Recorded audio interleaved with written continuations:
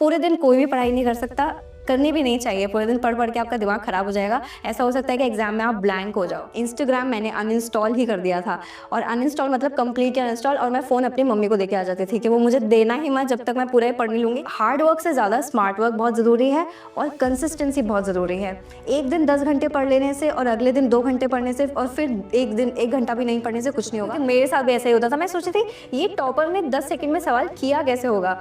तो फिर जब मैं दूसरे लोगों से जुड़ी जो बहुत अच्छा कर रहे थे एसएससी में, जो ऑलरेडी जॉब कर रहे थे, उन्होंने मुझे बताया कि इस सवाल का इस तरीके से कुछ होता है। जीके जीएस एक छोटा सा पार्ट है एसएससी का, 25% है यस, पर उस 25% में भी फिर परीक्षा के एक दिन पहले पढ़कर अपनी फूटी किस्मत जगानी है। फिर भी 5 साल हो गए, एक नौकरी हाथ ना आई है। टाइम टेबल बनाती रहती थी कि अब मुझे 5 दिन में 10 चैप्टर करना है, अब मुझे 4 दिन में 10 चैप्टर करना है। ऐसे करते करते पूरा एग्जाम आ जाता था और वो 10 चैप्टर कभी नहीं हो पाते थे। तो एक बार मैं रोई थी जब मेरा CHSL का टाइपिंग एग्जाम था, और आपको पता होगा कि एसएससी में सेंटर्स की बहुत बुरी हालत है। Hello everyone, welcome to SSC factory. साथियों, आज के इस पॉडकास्ट में हमारे साथ कृतिका जी हैं। एसएससी सीजीएल 2022 से सिलेक्टेड हैं और एएसओ इन सीएसएस में वर्किंग है। तो आज इनकी जर्नी आप सभी लोगों के साथ शेयर करेंगे, जानेंगे किस तरीके से इनकी तैयारी रही। बहुत सारे एग्जाम इन्होंने दिए, फाइनली एएसओ इन सीएसएस बनी है। तो चैनल पर अगर आप नए हो तो चैनल को सब्सक्राइब कर लेना। आप सभी लोगों के कोई भी क्वेरीज रहते हैं, आप हमें डायरेक्ट इंस्टाग्राम पर मैसेज कर सकते हो और कमेंट करके भी आप पूछ सकते हो। तो Kritika ji, thank you so much for coming and thank you welcome to SSC factory. For having me. मुझे बहुत अच्छा लगा यहाँ आकर। कृतिका जी, तो अगर मैं शुरुआत से ही बात करूँ आपका, तो आपका मतलब बचपन कहाँ पे आपका रहा, आप कहाँ से बिलोंग करते हो, फैमिली बैकग्राउंड कैसा है? जी, मेरा होम टाउन जोधपुर है, मैं वहीं बॉर्न एंड ब्रॉट अप हूँ, बट मेरा नेटिव है आगरा, उत्तर प्रदेश से। तो अगर कोई मुझसे पूछता है कि मैं कहाँ से हूँ, तो मैं कन्फ्यूज़ हो जाती हूँ कि मैं राजस्थानी हूँ या मैं उत्तर प्रदेश से हूँ। तो मैं दोनों से ही हूँ बेसिकली। ओके, आपकी स्कूलिंग वगैरह है कहाँ? स्कूलिंग सबको जोधपुर में ही हुआ है। ये बताओ कि तैयारी हो कॉम्पिटिटिव एग्जाम में आप कैसे एंटर करें? जैसे बीटेक तो करने के बाद तो आपके पास और भी ऑप्शन है। जी, तो जैसे मेरी बहन ने इंजीनियरिंग करी, तो मुझे ऐसा था, मतलब मैं काफ़ी कन्फ्यूज़ थी तब, मुझे समझ नहीं आ रहा था मैं क्या करूँ।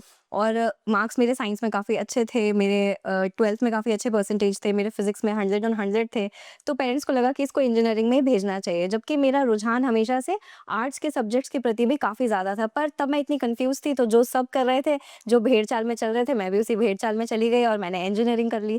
पर पूरे 4 साल के दौरान मुझे ये समझ आया कि मैं इंजीनियरिंग के लिए नहीं बनी हूँ। तो इसलिए जब 4 साल खत्म हुए, तो मुझे समझ आ गया कि मुझे, एक तो मैं बहुत ही रिलैक्स करके काम करने वाली लड़की हूँ, मुझे मेरा दिमाग बहुत ज़्यादा एंग्शियस हो जाता है अगर मैं बहुत सारी चीज़ें एक टाइम पे करती हूँ। तो मुझे लगा टेक्निकल चीज़ों में जाने से अच्छा है कि मैं कुछ ऐसा चुनूँ जहाँ पे मुझे हर चीज़ करने का एक टाइम मिले, अपना एक वर्क लाइफ बैलेंस मिले। इसलिए फिर मुझे लगा कि मुझे गवर्नमेंट जॉब्स में आना चाहिए।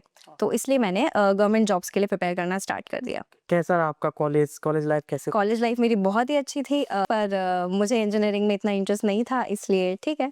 पर कॉलेज लाइफ, इंजीनियरिंग की कॉलेज लाइफ बहुत ही अच्छी होती है। वो तो सबको पता होगा कि इंजीनियर्स बहुत ज़्यादा फन करते हैं, और इंजीनियर्स एक ऐसी प्रजाति कहेंगे जो हर फील्ड में जा सकते हैं। वो म्यूजिशियन बन सकते हैं, वो आर्टिस्ट बन सकते हैं, वो डांसर बन सकते हैं, वो प्राइम मिनिस्टर भी बन सकते हैं, मुझे ऐसा लगता है। तो या लेकिन प्राइम मिनिस्टर बनने के लिए इतना ग्रेट एजुकेशन की जरूरत नहीं। No comments. चलिए, आपका जब तैयारी आपने शुरू करी, कौन सा ईयर था और कैसे प्रिपरेशन स्टार्ट हुई आपकी? जी, तो जब कोविड आ गया था, तब मैंने अपनी प्रिपरेशन को स्टार्ट किया था। तो पहला अटेम्प्ट तो हर कोई ऐवें ही दे देता है, मुझे भी लगा। और आपके मन में ये धारणा होती है कि मैं तो बहुत इंटेलिजेंट हूँ, मुझे इतना प्रिपेयर करने की ज़रूरत नहीं पड़ेगी। तो इनिशियली मैं इतना सीरियस थी नहीं, मुझे लगा ठीक है, मेरे तो मार्क्स अब अच्छे ही आते हैं, मैथ्स तो मेरी बहुत अच्छी है, इंग्लिश मेरी बहुत अच्छी है, तो मेरा ऐसे ही निकल जाएगा। तो मैंने एग्ज़ाम से करीब 1 महीना पहले पढ़ाई करना स्टार्ट करी होगी, जो कि आजकल काफ़ी लोग डालते हैं कि 1 महीने में एग्ज़ाम क्रैक करें। तो ऐसा कुछ भी नहीं होता है। भले ही आप कितनी ही ज़्यादा इंटेलिजेंट हो, 1 महीने में आप एग्ज़ाम क्रैक नहीं कर सकते। आपको उसके लिए सीरियस होना पड़ेगा, आपको हार्ड वर्क करना पड़ेगा। तो जब पहला अटेम्प्ट मैंने दिया 2020 का, तब मुझे समझ आया कि नहीं, थोड़ा मैं बहुत ज़्यादा पानी में हूँ, मुझे सीरियसली पढ़ाई करने की बहुत ज़्यादा ज़रूरत है। तो फिर मैंने सीरियसली पढ़ाई करना स्टार्ट किया था, और सीजीएल 2021 वो अटेम्प्ट था जो मैंने सीरियसली पहली बार दिया था। पॉडकास्ट में आगे बढ़ने से पहले आप सभी साथियों के लिए एक रिकमेंडेशन है। बहुत सारे बच्चे परेशान होते हैं, घर पे रह के तैयारी नहीं कर पा रहे हैं, कोई उनको गाइडेंस नहीं देने वाला है, कैसे पढ़ें, कैसे तैयारी करें, क्या पूरा उनका डेली का रूटीन होना चाहिए। तो इसके लिए आप मेंटर 365 गुरुकुल में जा सकते हो। यहाँ पर सौरभ यादव सर की गाइडेंस में आपको तैयारी कराई जाएगी। उन्होंने खुद 18+ एग्जाम क्रैक करे हैं। आपकी रहने की व्यवस्था, खाने की व्यवस्था, आपकी लाइब्रेरी, फिजिकल, सारा कुछ आपका एक ही जगह पे करवाया जाएगा। तो ज़रूर आप विजिट करें मेंटर 365 गुरुकुल। उनके नए बैचेस आते ही रहते हैं लगातार। लगातार, तो आप उनके नंबर पे कॉल करके आप जानकारी ले सकते हैं। नंबर हमने सारे डिस्क्रिप्शन में डाल दिए हैं, जाकर विजिट करें। ओके, सीजीएल के अलावा आपने कौन से एग्जाम दिए? सीजीएल के अलावा आसपास जो भी होते थे, जैसे सीएचएसएल बिल्कुल सीजीएल जैसा है, वो मैंने दिया। और स्टेट गवर्नमेंट के कुछ कुछ एग्जाम्स थे जो एलडीसी लेवल वाले होते हैं, वो मैंने दिए, वो भी मेरे क्लियर हो गए। पर मेरा हमेशा मोटिव यही था कि मैं सीजीएल क्लियर करूँ, मैं एक लेवल 7 की जॉब पाऊँ। तो सीएचएसएल भी मेरा क्लियर हुआ था। और मेरे फ्रेंड्स बैंक का एग्जाम देते थे, तो मैं वो भी देती थी।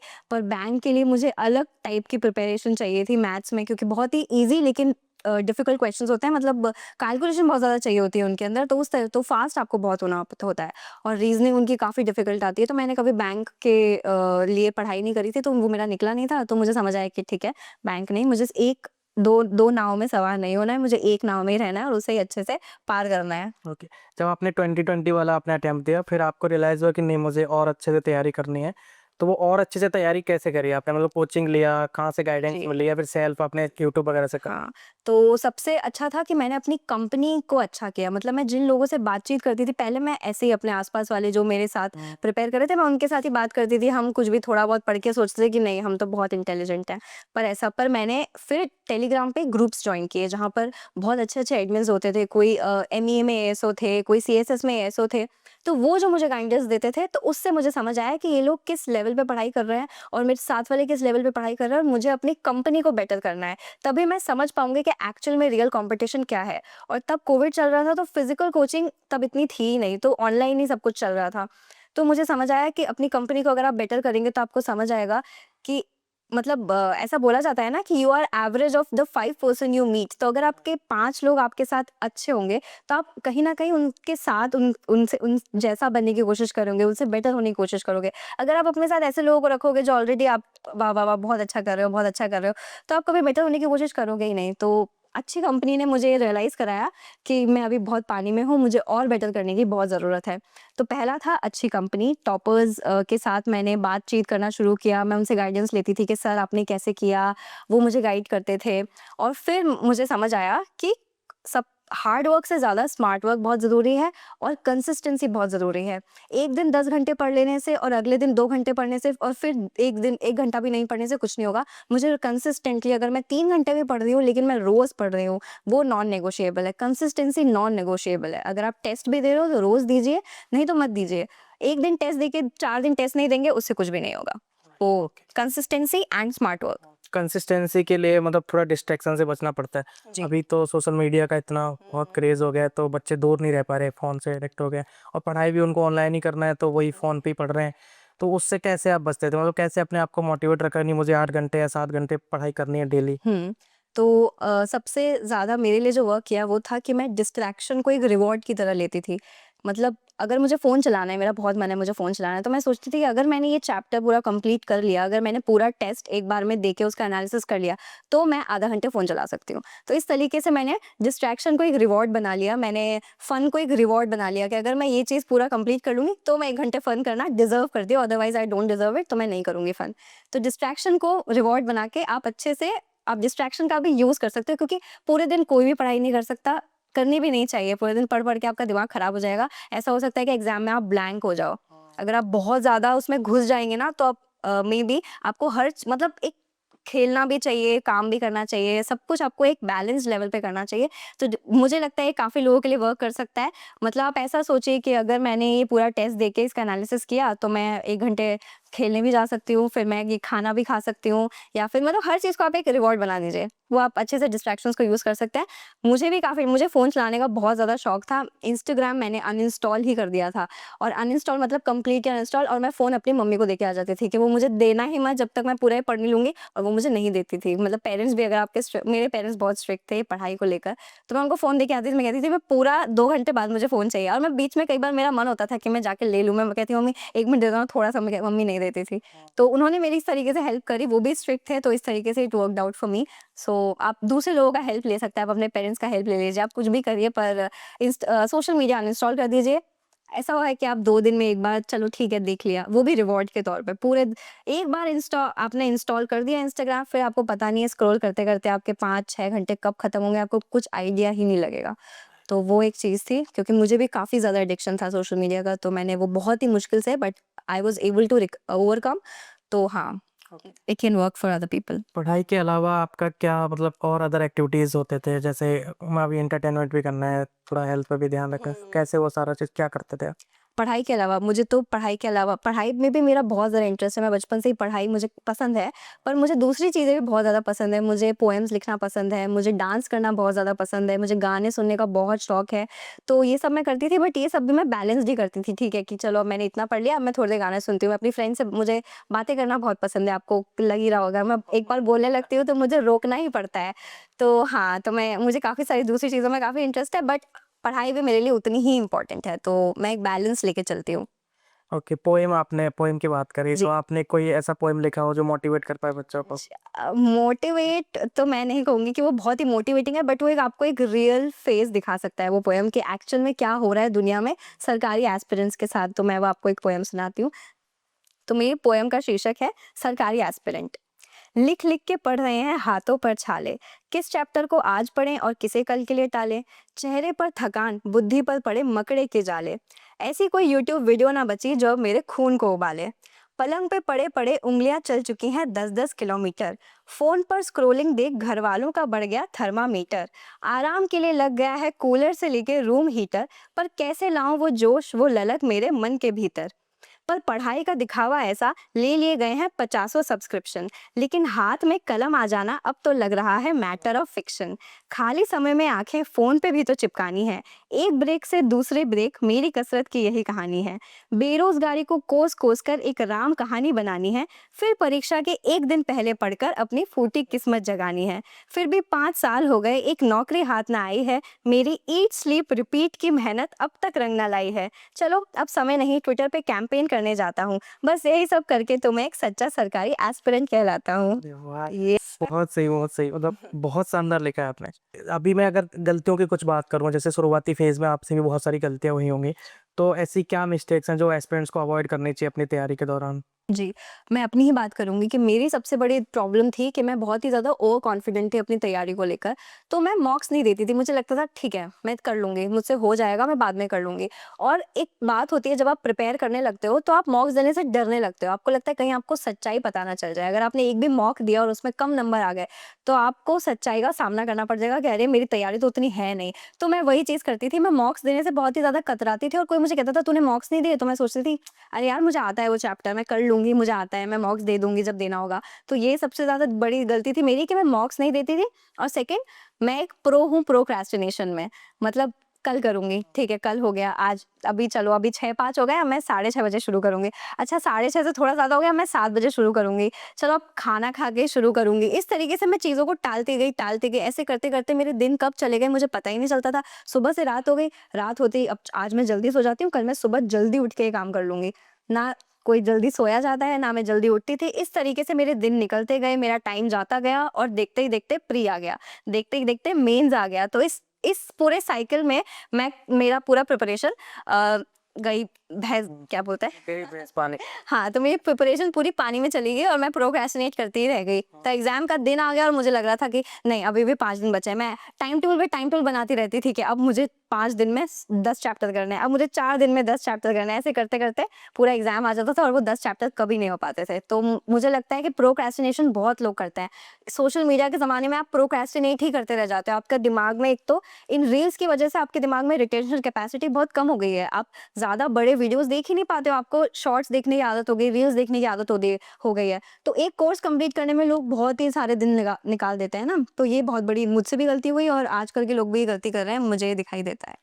ओके, कभी ऐसा हुआ है कि मोटिवेशन में आके बहुत ज़्यादा स्ट्रिक्ट टाइम टेबल बना लिया और फिर वो कभी फॉलो ही नहीं हुआ? बिल्कुल, ये तो किससे नहीं हुआ है। जो भी एस्पिरेंट्स है मुझे लगता है कि हर किसी ने अपने टेबल पे वो टाइम टेबल ज़रूर चिपकाया है कि 6 बजे उठना है, 6 से 8 पढ़ाई। ब्रेक्स बिल्कुल है ही नहीं बीच में, ब्रेक्स ही नहीं है। तो ये तो मैं भी बहुत करती थी, मतलब 10-10 मिनट के ब्रेक देती थी, पर एक्चुअल में पढ़ाई 10 मिनट होती थी और ब्रेक सबसे ज़्यादा चल जाता था। तो हाँ, ऐसे मैंने स्ट्रिक्ट टाइम टेबल बनाया है, फॉलो भी किए हैं, ऐसा नहीं है कि मैंने फॉलो नहीं किए हैं। जब मैं बहुत ही स्ट्रिक्टली प्रिपेयर कर भी रही थी 2021 के एग्ज़ाम के लिए, तब मैं काफ़ी अच्छे से मैंने एक ठीक-ठाक टाइम टेबल बनाया था जो मैं फॉलो भी कर पा रही थी। और मुझे ऐसा लगता है कि अगर आपने 2-3 हफ्ते कोई चीज़ अच्छे से ढंग से फॉलो कर ली, तो फिर आपको एक आदत हो ही जाएगी। तो मैंने भी एक अच्छे और सुबह उठना, मुझे लगता है सुबह उठना मम्मी पापा हमेशा कहते हैं कि आप सुबह उठ के तैयारी करो, तो मुझे कभी भी वो चीज़ लगती नहीं थी। मैं कहा तो क्या हो गया? रात को भी तो इतनी शांति होती है, रात को भी तो पढ़ सकते हैं। लेकिन जब मैं सुबह उठने लगी तो मैंने ये नोटिस किया कि मतलब 5 से 10 बजे तक ही अगर आप पढ़ाई कर लोगे तो पूरे दिन का कम से कम 5 घंटे आपने अभी पढ़ाई कर लिया है। बाकी दिन में आप काफ़ी रिलैक्स होकर पढ़ाई कर सकते हो। तो मैं सुबह उठते ही मॉक टेस्ट दे देती थी, उसके एनालिसिस कर देती थी। तो 5 घंटे मेरी अच्छे से पढ़ाई हो जाती थी। फिर मैं ब्रेकफ़ास्ट करती थी, टीवी देखती थी, फ़ोन चलाती थी। फिर भी मेरा पूरा दिन काइंड ऑफ बाकी है और अभी अभी मैं 5 घंटे पढ़ चुकी हूँ। तो आप वहीं पे एक एज ले लेते हो बाकी एस्पिरेंट से। वो लोग उठे अगर 10 बजे रहे हैं तो आप उनसे आगे हो ही वैसे। And it is a competition for a reason. आप अपने दोस्त से भी बेटर करो, आप हर किसी से बेटर करो क्योंकि ये कॉम्पिटिशन है। हाँ, और मुझे लगता है ये तैयारी थोड़ा बहुत मतलब एक मैराथन है, मतलब आपको बिल्कुल, 1-2 साल अच्छे से तैयारी करना है, तो अपने आप को टाइम से मत बाँधो।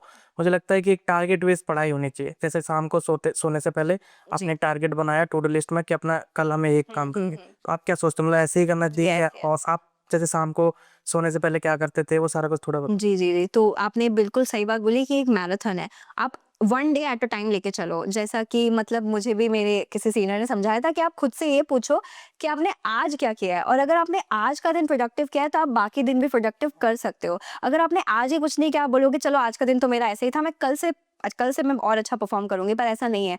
हर दिन आपका एक मिरर है कि अगर आपने आज अच्छे से किया है तो आप कल भी अच्छे से करोगे। तो मैं रोज़ रात को ही मैं टू डू लिस्ट ही बनाती थी कि कल मुझे अपने आप को बहुत बड़ा टारगेट मत दो कि मैं 5 चैप्टर रिवाइज़ कर लूँगी, 3 टेस्ट दे दूँगी, ऐसा किसी के साथ नहीं होता है। एक दिन हो जाएगा, रोज़ नहीं हो सकता है।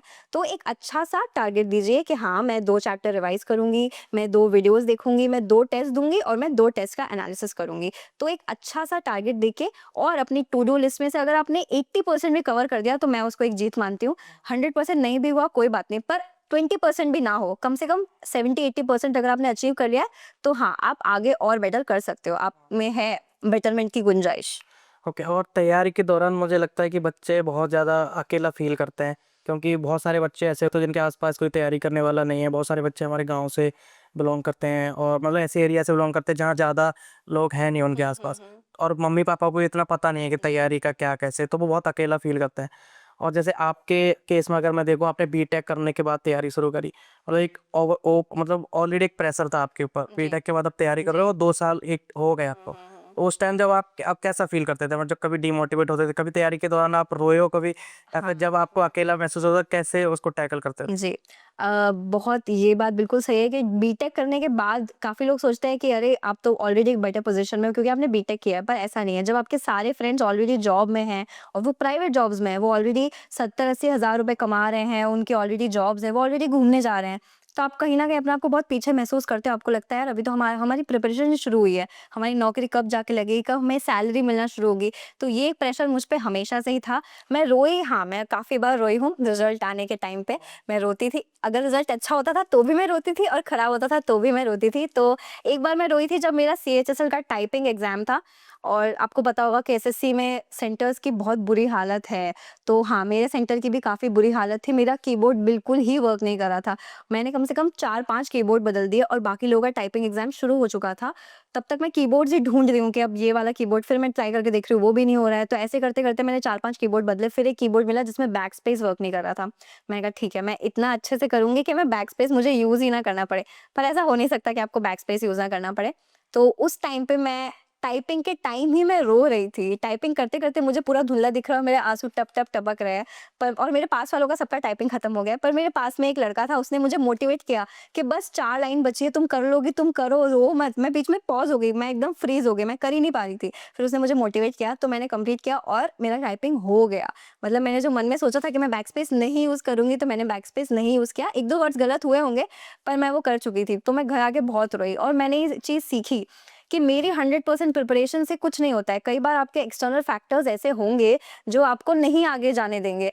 तो इसलिए अपनी आप बस ये कर सकते हो कि आप अपना 100% दो, जो होना है। लक फैक्टर ऑब्वियसली वर्क करेगा एग्ज़ाम में, एक्सटर्नल फैक्टर वर्क करेंगे, कभी इन्विजिलेटर बात करेंगे, कभी आपकी तबीयत खराब हो जाएगी, तो उनका आप कुछ नहीं कर सकते। लेकिन अगर आपने खुद से ही लैक ऑफ प्रिपरेशन है, तो उस चीज़ का कोई वो उपाय नहीं है। ठीक है, फिर मैं किसी और पे ब्लेम भी नहीं कर पाऊँ क्योंकि गलती तो सिर्फ़ मेरी ही थी। तो जो मेरा पहला अटेम्प्ट था, उसमें गलती मेरी ही थी। मेरे पेरेंट्स ने पूछा कि तुम्हारा क्यों नहीं हुआ? तो मैं किसी और को ब्लेम कर नहीं सकती क्योंकि मेरी ही गलती थी। मैं कुछ नहीं कह सकती। सेंटर खराब भी हो तो मैं ये नहीं कह सकती कि सेंटर खराब था, बेंचेस खराब थी, क्योंकि मेरी प्रिपरेशन ही खराब थी। तो ये चीज़ है। अगर मैं आपकी तैयारी के घंटों की बात करूँ तो मैक्सिमम आपने एक दिन में कितने आप पढ़ाई करी है? मैंने एक दिन में बहुत घंटे पढ़ाई करी है। मैंने एक दिन में 8-9 घंटे तो मैं कर ही लिया करती थी। इनिशियली जब मुझ में बहुत ज़्यादा जोश आ गया था ना, फेलियर के बाद मुझे बहुत जोश आ गया था। जब मेरा रिज़ल्ट आया 2019 का और मैं नहीं क्लियर कर पाई थी मेंस, तो मुझ में बहुत जोश आ गया था। तो मैं काफ़ी पढ़ाई करती थी। मैं 8-9 घंटे करती रहती थी। मैं एक-एक दिन में 3-3 4-4 वीडियोज़ भी करती थी, सारे क्वेश्चंस भी करती थी, मॉक टेस्ट भी देती थी।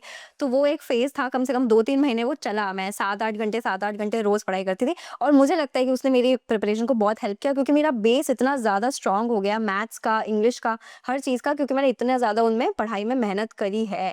अब लोग आके कहेंगे कि कोर्स से कुछ नहीं होता, इन सब चीज़ों से कुछ नहीं होता, ज़्यादा घंटे पढ़ने से कुछ नहीं होता, सीधा मॉक देते हैं। ठीक है, आप सीधा मॉक दीजिए। मॉक में जो क्वेश्चंस आएँगे आप उनको ही बेटर कर पाएँगे, पर आपका बेस स्ट्रॉन्ग नहीं है। आपने सीधा ट्रिक्स पढ़ी है, आपने सीधा ट्रिक्स रट ली है, पर आपको ये नहीं पता है कि वो ट्रिक कहाँ से आई है। तो अगर कभी क्वेश्चन आएगा घुमा के, तो आप वो नहीं कर पाओगे। इसलिए आपका बेस स्ट्रॉन्ग होना बहुत ज़रूरी है। ओके, अभी अगर मैं आपके जॉब की बात करूँ तो ऑफिस के बारे में थोड़ा बताओ, मतलब कितने बजे जाते हो, कैसा जी। वर्क कल्चर है वहाँ पे? मेरा ऑफिस नॉर्मल 9:30 टू 6 का ऑफिस है और यूनियन पब्लिक सर्विस कमीशन है, कॉन्फिडेंशियल बॉडी है।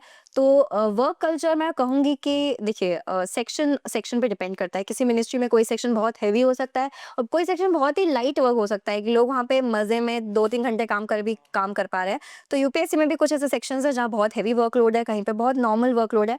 मेरा सेक्शन हैवी वर्कलोड वाला है।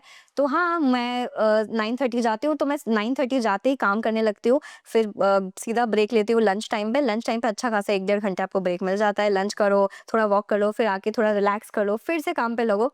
नॉर्मल वर्क रहता है, पेपर वर्क रहता है, नोटिंग ड्राफ्टिंग करनी होती है, जो एक हर हर एक एएसओ को नोटिंग ड्राफ्टिंग ही करनी होती है। जो भी पॉलिसीज़ बन रही हैं, मेरा काम भी ऐसा है, जो भी पॉलिसीज़ बन रही हैं, उसका जो भी पेपर वर्क रहेगा वो हम करके देते हैं। फिर आगे जाके मेंबर्स उसको सैंक्शन करते हैं, जो भी पॉलिसी बनती है। और यूनियन पब्लिक सर्विस कमीशन एक कॉन्स्टिट्यूशनल बॉडी है, जो कि पूरे इंडिया में जो भी डीपीसीज़ होती हैं, जो भी प्रमोशंस होते हैं, उन सबको कंडक्ट कराती है। साथ-साथ में यूपीएससी के जो भी एग्ज़ाम्स हैं, वो कंडक्ट कराती है। तो हमारा बेसिकली यही वर्क रहता है।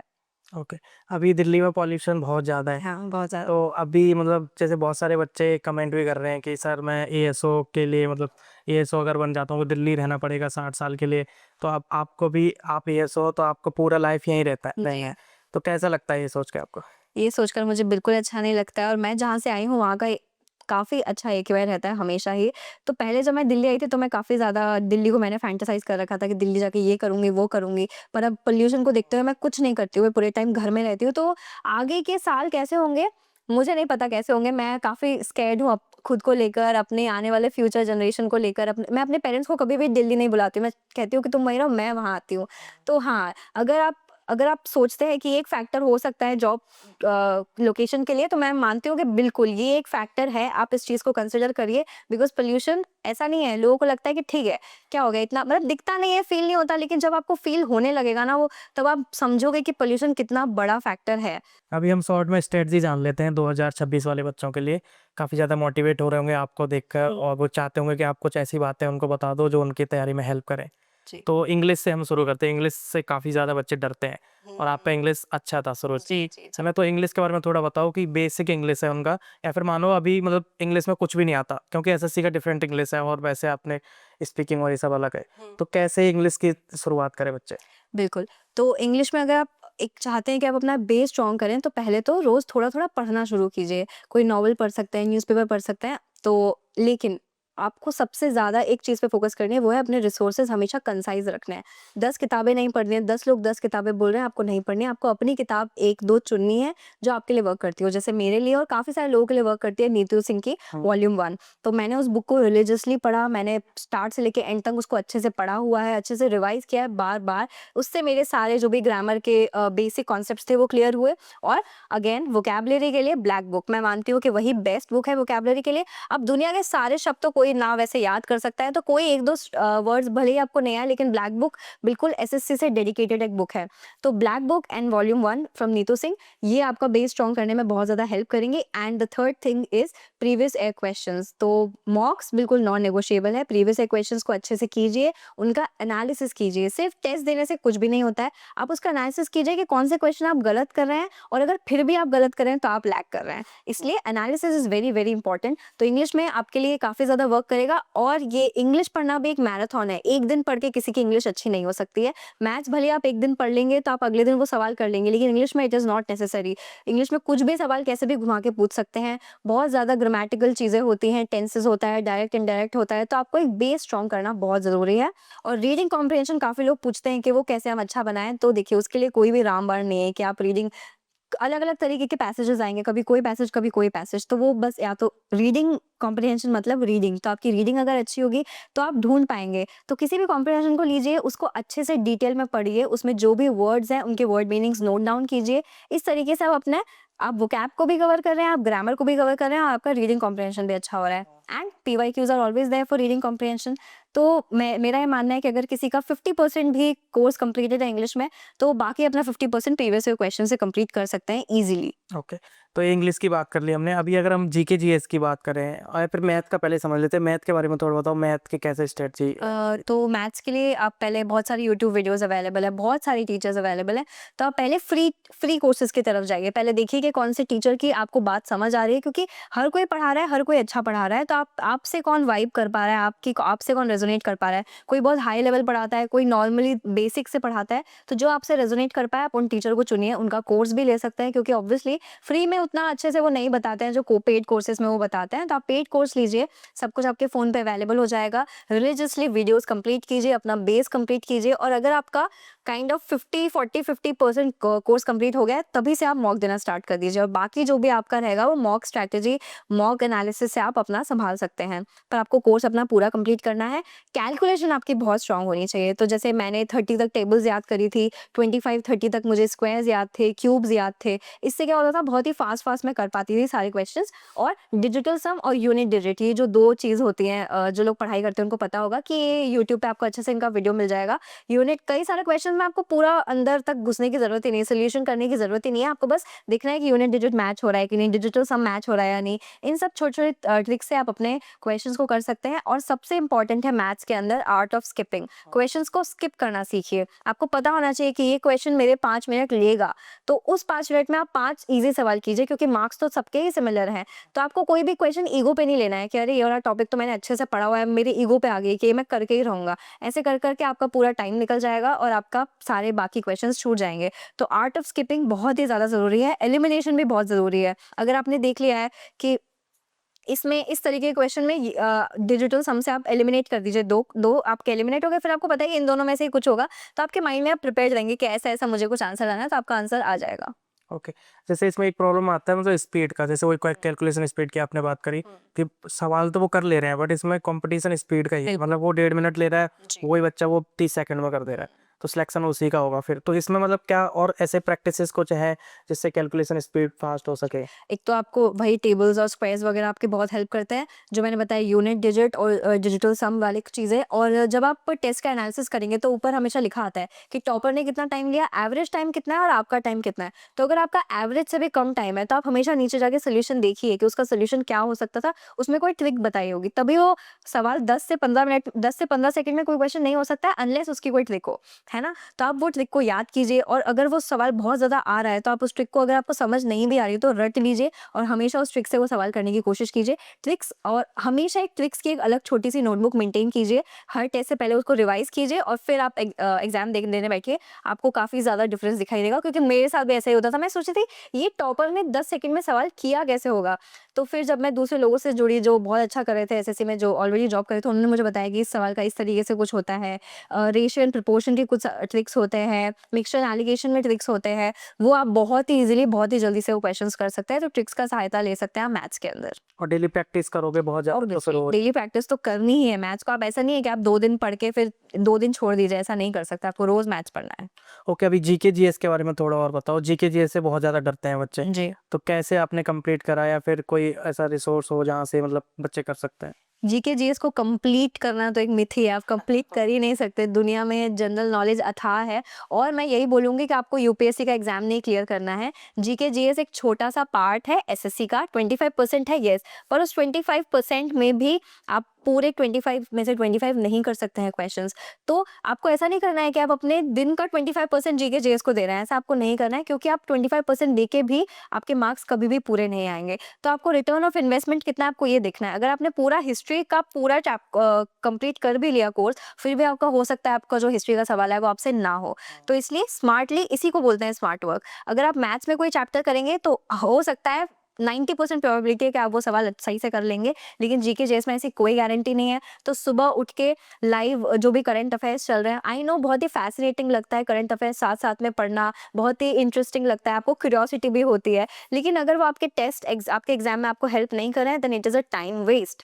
तो जीके जेएस में बहुत ही स्मार्टली पढ़ाई कीजिए, स्टैटिक जीके को हमेशा प्रेफरेंस दीजिए, क्योंकि स्टैटिक आपको पता है कि हाँ, नेशनल पार्क्स में से, वाइल्ड लाइफ सेंचुरी में से, रामसर वेटलैंड्स में से एक सवाल आ ही जाता है। तो ऐसी चीज़ों को पहले कीजिए, और इसमें भी आप प्रीवियस ईयर पेपर्स और मॉक टेस्ट का सहायता ले सकते हैं। जैसे अगर सवाल आया है कोई नोबेल प्राइज़ किसने जीता फिजिक्स में, तो आपको वो सवाल नहीं आता है, बाद में आपने देखा तो आपने देख लिया कि ये सही आंसर है, लेकिन बाकी जो 3 ऑप्शंस थे वो भी कहीं के नोबेल प्राइज विनर ही होंगे, तो आप उसको भी पढ़िए। फिर इस तरीके से एक सवाल से आपके 4 सवाल हो रहे हैं। तो प्रीवियस ईयर पेपर्स और मॉक टेस्ट और थोड़ा बहुत स्टैटिक जीके।